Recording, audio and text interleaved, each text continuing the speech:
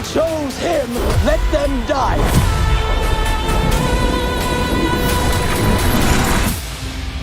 I'm messing around. I'm doing important stuff.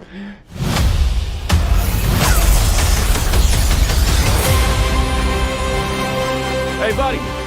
Eyes up here. To be honest मुझे Superman से इस दफ़ा ज़्यादा उम्मीद नहीं थी। पिछली कुछ डीसी मूवीज़ या तो बहुत ज़्यादा बोर थी या ओवर द टॉप चली गई थी, लेकिन सुपरमैन 2025 भाई साहब ये तो कुछ और ही था। एक तरफ सुपर हीरो एक्शन, दूसरी तरफ इमोशनल डेप्थ और तीसरी तरफ एक ऐसा पॉलिटिकल शैडो जो साइलेंटली स्क्रीन के पीछे से बोलता है। मैं इस वीडियो में सिर्फ एक फिल्म की स्टोरी नहीं बता रहा या रेगुलर रिव्यू नहीं कर रहा, वो आप ऑलरेडी देख चुके हो। मैं बात करूंगा उस फील की जो आपको स्क्रीन से उठकर दिल तक लगती है, और हाँ, वो इसराइल फलस्तीन वाला एंगल भी जिसके बारे में सोशल मीडिया पर तकरीबन हर कोई बात कर रहा है। लेटेस्ट सुपरमैन फिल्म का टोन ग्राउंडेड है, ना ज्यादा डार्क है और ना ही चाइल्डिश। फिल्म शुरू होती है ऑलरेडी स्टैब्लिश्ड सुपरमैन से। मेट्रोपोलिस में वो काम करता है, रिलेशनशिप है लुइस के साथ और खुद दुनिया को बचा रहा है। बोराविया ने जारनपुर पर अटैक किया, सुपरमैन ने इंटरवीन किया, पॉलिटिक्स अनरेस्ट होता है और उससे सवाल किया जाता है what right does he have. यही फिल्म का मॉरल क्वेश्चन है। इस फिल्म में सुपरमैन एक ऑकवर्ड पोजीशन में होता है। यूएन उससे कहता है डोंट इंटरफेयर, लेकिन सुपरमैन के अंदर का और स्ट्रगल चल रहा होता है। अब वो अपने आप से पूछता है अगर मैं किसी की हेल्प नहीं कर सकता तो फिर हीरो होने का क्या मतलब है। और ये स्ट्रगल यहाँ नहीं खत्म होती। लेक्स लूथर एक क्रिप्टोनियन मैसेज का सेकंड हाफ रिवील करता है, जिसमें वो मैनिपुलेट करके ये बताता है कि सुपरमैन अर्थ को कंकर करने आया है, जो कि सुपरमैन को हिला के रख देता है। इस कश्मकश के अलावा इस फिल्म में स्टेडियम फाइट, खैजू जैसा showdown, proton river, black hole, जबरदस्त सीजीआई, थोड़ा मेसी है लेकिन आई थिंक देखने में बुरा नहीं लगता। अगर एक्टर्स की बात करें तो डेविड कॉनवेस हम सुपरमैन क्लार्क का रोल प्ले कर रहे हैं। एक हार्ट फेल्ट सुपर हीरो है, बहुत जबरदस्त है, रियल है। रेचल ब्रोसनाहन लुइस लेन का रोल प्ले कर रही है, स्ट्रॉन्ग, इमोशनल, शार्प, और फिल्म के शुरू में तो इंटरव्यू सीन स्पेशली जबरदस्त था यार। For me it was jewel of the movie. Nicholas Hoult जो कि लेक्स लूथर का रोल प्ले कर रहे हैं, menacing as a hell, high tech villain with real bite, जबरदस्त।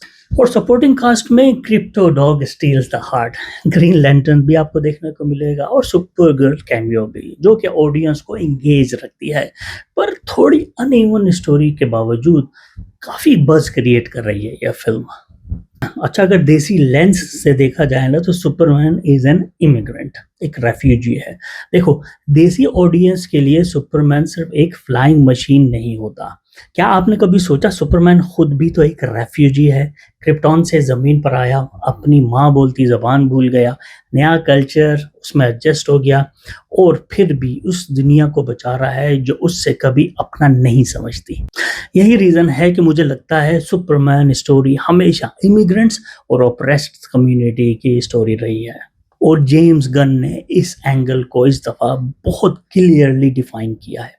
अब बात करते हैं हिडन सिंबलिज्म, पैलेस्टाइन का जिक्र। अब ये थोड़ा कंट्रोवर्शियल है, लेकिन सोशल मीडिया पर बहुत लोग बात कर रहे हैं इसके बारे में। इस मूवी का एक बोराविया और जारनपुर कॉन्फ्लिक्ट डायरेक्टली इंस्पायर्ड है इसराइल और फलस्तीन से। बोराविया एक मिलिटराइज्ड अग्रेसिव फोर्स है जो जारनपुर फिक्शनल डेजर्ट सिटी है उस पर इलीगल ऑक्यूपेशन करता है। सुपरमैन जब इंटरवीन करता है, यूएन उसके एक्शन को इलीगल डिक्लेयर कर देता है। Sound familiar? Yes, I thought so.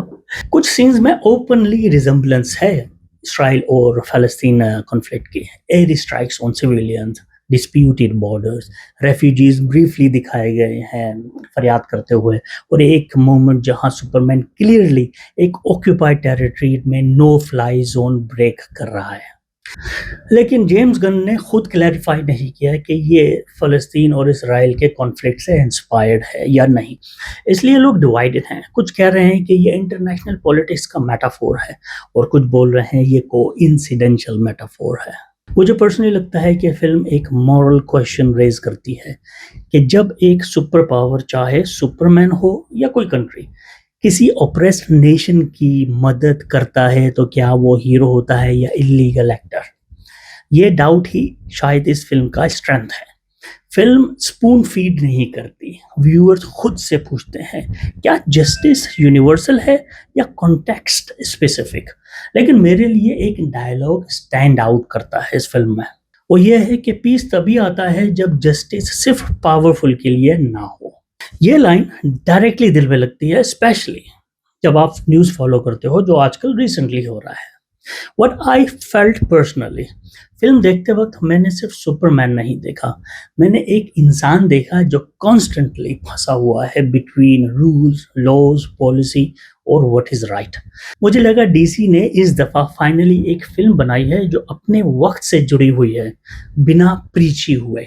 अगर विजुअल साइड की बात करें तो फिल्म के विजुअल सॉलिड हैं लेकिन ओवर पॉलिश नहीं है जो रियल लगते हैं। डायलॉग डिलीवरी नेचुरल है, एक्शन बहुत टाइट है, अवेंजर स्टाइल नहीं है लेकिन बहुत क्रिस्प है, और बैकग्राउंड स्कोर काफ़ी इमोशनल है। मज़ा आता है फिल्म देखते हुए, आपको इंगेज रखता है।